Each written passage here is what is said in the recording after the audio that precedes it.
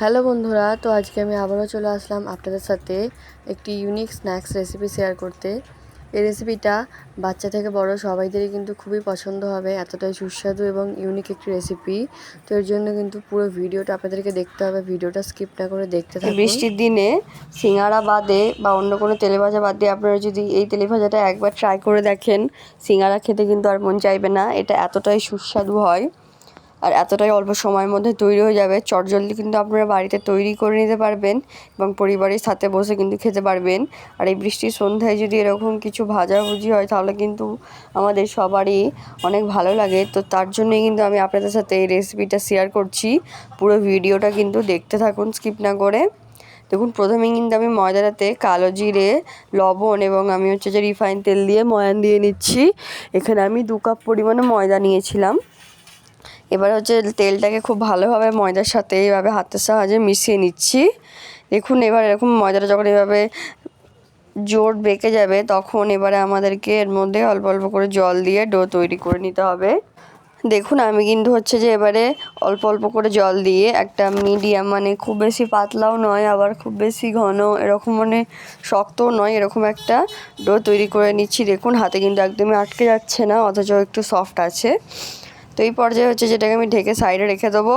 এখানে দেখুন, আমি 2টো বড় বড় আলু নিয়ে নিয়েছি। আলুগুলোকে এরকম খুব ছোট ছোট করে ছোট ছোট ব্লকে কুচিয়ে নিয়েছি যাতে তাড়াতাড়ি সেদ্ধটা হয়ে যায়।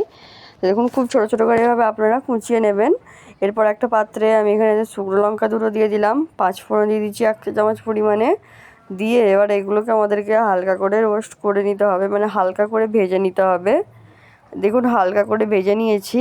এবারে এটাকে আমি আপনারা চাইলে এটা মিক্সারের সাহায্যে অনেকটা একবারে গুঁড়িয়ে বাড়িতে স্টোর করে রাখতে পারেন। তো আমি রিসেন্ট তৈরি করেছি, তো তার জন্য আমি এভাবে এটাকে গুঁড়ো করে নিচ্ছি। দেখুন, এটা কিন্তু খুব ভাজা হয়ে গেছে, যেহেতু খুব অল্প বা আলতোভাবে মারলে কিন্তু এগুলো খুব সুন্দরভাবে গুঁড়ো হয়ে যাবে। দেখুন, আর ঝালের পরিমাণটা যদি বাচ্চারা খায় তো আপনারা কম বেশি করে নিতে পারেন।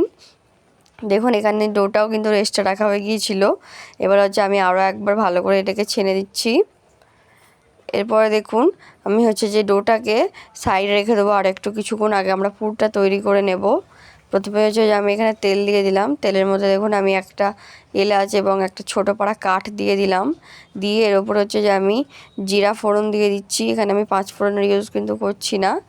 এরপর দেখুন, আমি যে খুব ছোট ছোট করে আদা কুচিয়ে রেখেছিলাম, একদম আপনারা দেখতে পাচ্ছেন আদাটাকে আমি গ্রেট করে নিয়েছি রীতিমতো। তো আমি ওটা দিয়ে দিলাম। দিয়ে এবারে আদাটাকেও খুব ভালোভাবে ভাজা ভাজা করে নিতে হবে। দেখুন, আদাটাকে একটু ভাজা ভাজা করে নিচ্ছি। আপনারা চাইলে কিন্তু এখানে রসুন অ্যাড করতে পারেন, বাট আমি শুধুমাত্র আদাটা অ্যাড করেছি। আপনারা আদা দিয়ে যদি করেন দেখবেন একটা খুব ব্যালেন্সড একটা টেস্ট পাবেন পুরটার। তো এইভাবে আমি যে আদাটা লাল লাল হয়ে যাওয়ার পর এর মধ্যে এবারে আলুটা দিয়ে দিলাম, যে সেদ্ধ আলুটা আমরা রেডি করে রেখেছিলাম। দিয়ে দেওয়ার পর এবারে যে আবারও খুব ভালোভাবে যে আমাদেরকে মিশিয়ে নিতে হবে আলুটার সাথে সব কিছু। আর আলুটা কিন্তু আমি সেদ্ধ করার সময় কোনো মানে নুন বা হলুদ গুঁড়ো এসব কিছু দিইনি, নর্মালি আলুটাকে সেদ্ধ করে নিয়েছিলাম। এরপর দেখুন, আমি যে আলুটাকে খুব ভালোভাবে আদা রসুনের সাথে মিশিয়ে নেওয়ার পরে এবার আমি এর উপরে হালকা লবণ ছিটিয়ে দিলাম। লবণ ছিটিয়ে এবার পরিমাণ মতো লবণটা দিয়ে নেবেন, যেহেতু সেদ্ধর টাইমে লবণটা দেওয়া হয়নি, তো তার জন্য পরিমাণ মতো লবণটা দিয়ে দিবেন। এরপর দেখুন, আবারও খুব ভালোভাবে আমি যে একটু হালকা করে হলুদ গুঁড়ো দিয়ে দিলাম, যাতে এটা একটু দেখতে কালারফুল লাগে, নাহলে কিন্তু একেবারেই ফ্যাকাসে লাগছে। তো আমি হলুদ গুঁড়োটা অপশনাল দিয়ে এবারে খুব ভালোভাবে মিক্স করে নেব। দেখুন, এরপরে আমি এর উপরে কাসুরি মেথি পাতা দিয়ে দিলাম। আর যেই স্পেশাল মশলাটা আমরা গুঁড়ো করে রেখেছিলাম সেটা দিয়ে দিলাম।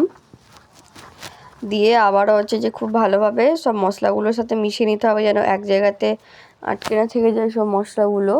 তো তার জন্য খুব ভালোভাবে মিশিয়ে নিচ্ছি। দেখুন,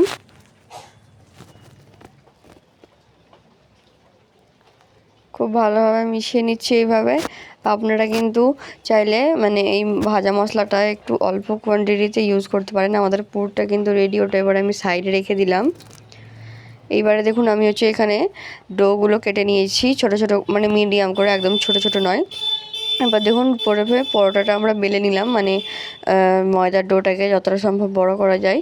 তার উপরে আমি হচ্ছে যে একটু তেল দিয়ে দিলাম। তেল দেওয়ার পর এবার হচ্ছে আমি একটা প্লেটে ওটাকে সরিয়ে রেখে দিলাম। আবারও সেমভাবেই কিন্তু আমি আরেকটা ডোকে এইভাবে বেলে নেব। দেখুন এবার আপনাদেরকে আমি খুব সহজে শেপ দেওয়াটা দেখিয়ে দিচ্ছি। ওই যে ডোটা আমরা রেডি করে রেখেছিলাম, মানে বেলে রেখেছিলাম, সেটা থেকে আমি এরকম একটা চৌকো পিস কেটে নিলাম। এরপরে মাঝে অল্প আলুর যে পুর আমরা রেডি করে রেখেছিলাম পুরটা দিয়ে নিলাম। এবারে এরকম দুদিক থেকে মুখটা আমাদেরকে লক করে দিতে হবে। বুঝতেই পারছেন আপনারা হয়তো দেখে আমি কীভাবে করছি। এরপর একটা বাড়িতে কাঁটা চামচের সাহায্যে আপনারা হচ্ছে সাইডগুলোতে এরকম একটু জাস্ট দেখা ভালোর জন্য ডিজাইনটা আমি করে দিচ্ছি। করে এভাবে মুড়ে দিলেই কিন্তু হয়ে যাবে। আর একটাও আপনাদেরকে দেখিয়ে দিচ্ছি, চৌকোভাবে আপনারা কেটে নেবেন আর এভাবে লম্বা দিকে কিন্তু আপনারা করবেন, মানে লম্বা দিকটা আপনারা মুড়বেন। দেখুন আবারও কিন্তু আমি এটা এভাবে বেলে নিলাম, এর মধ্যে আবারও একটু আলুর পুর দিয়ে দিচ্ছি। এটা কিন্তু সাইডে দিলে অতটা ভালো লাগবে না, যার জন্য আমি লম্বা করেই দিচ্ছি। দিয়ে আবারও সেমভাবে এভাবে মুড়ে নেব।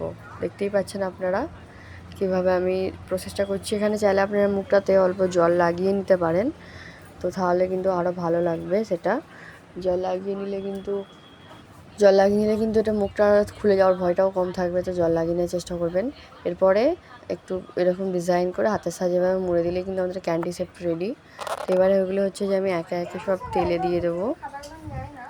তেল গরম করে দিলাম।